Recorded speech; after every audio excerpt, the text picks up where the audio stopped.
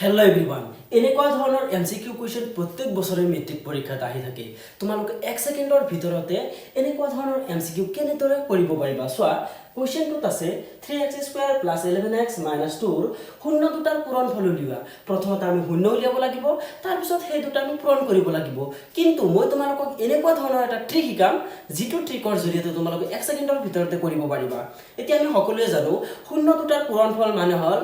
ULFA into beta অর্থাৎ সি বাই এ এই সূত্রটো আমি সকলো জানো যে alpha into beta equal to কি সি বাই এ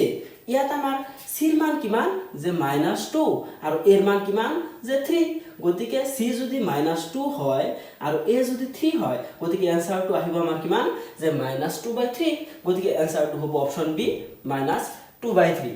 তাৰ পিছত আৰু এটা কোৱেশ্চন আছে ইয়াত যে 2x² + 5x + 3 ৰ শূন্য দুটাৰ যোগফল হ'ব এতিয়া যোগফল মানে কি আছিল আলফা প্লাস বিটা মানে কি আছিল যে -b/a এটা ইয়াত চাব লাগিব আমি এইটো হল আমাৰ b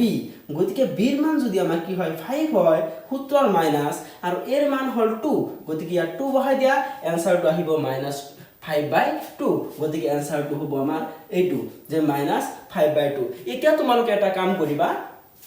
এই যেটো ইকুয়েশন আছে 1